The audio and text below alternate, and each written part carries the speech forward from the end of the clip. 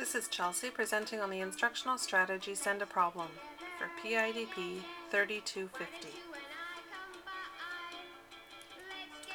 Research by math educators Vidakovich and Martin show that groups are able to solve problems more accurately than individuals working alone.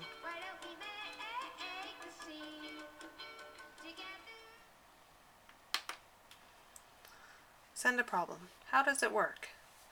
Instructors create problems and present them to the students. This can be presented on the outside of a file folder or an envelope. The students are given the problem and are required to work with their group members to come up with possible solutions. They generate a list of solutions and place it in the envelope or file folder. When the instructor calls time, the students close up the folder or envelope and pass it on to the next group. This process continues, with the instructor tracking time and students developing answers to the problems.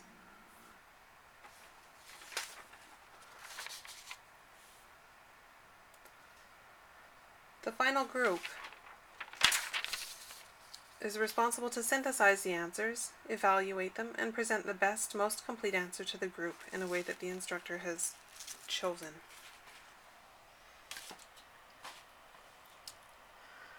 Send a Problem nurtures collaborative problem solving and related thinking skills. The process encourages creativity in problem solving and emphasizes the value of different perspectives. It requires learners to function at Bloom's taxonomy levels of analysis, evaluation, and creation.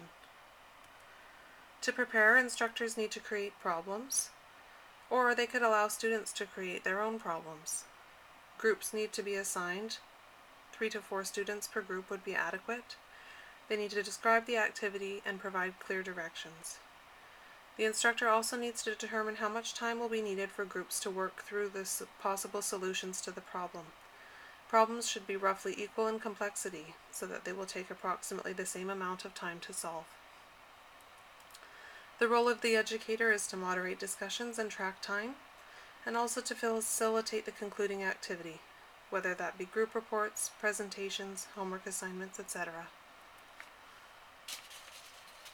The role of the learner is to actively participate in group discussions and use creative thinking skills combined with theoretical knowledge to come up with solutions to the problem.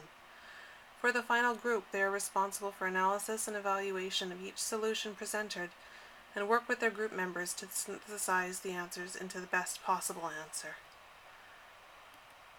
Best practice would be that this would be for problems that do not have just one correct answer, and this strategy is best completed in a single session. In the teaching that I do with second-year LPN students, I might use this technique to provide them a short case study and ask them to develop actual or potential problems the client might experience and develop nursing care plans. This would be a great way for them to create many thorough and thoughtful care plans that they could refer to when they're in their practical settings. Some of the pros of Send a Problem is that it facilitates group discussion and collaboration. Students teach and learn from each other. It encourages creative thinking to create possible solutions to problems, mimics real-life scenarios that don't always have just one correct answer. It can be used for any subject and can be adapted for use in an online learning environment. It also requires little preparation. Some of the cons are that there may be timing challenges with some groups working faster than others. Inclusion, not everyone may participate. It may be difficult for the instructor to monitor discussions if there are several groups or if it's a large class setting. And it also may be difficult, particularly for the final group, to come to a consensus on a solution. It is evident that creative thinking skills, openness to change, flexibility, and the ability to cope with the challenging tasks are essential for integration in today's society and workplace, whereas specific skills and knowledge are rapidly becoming obsolete and new fields are emerging every few years.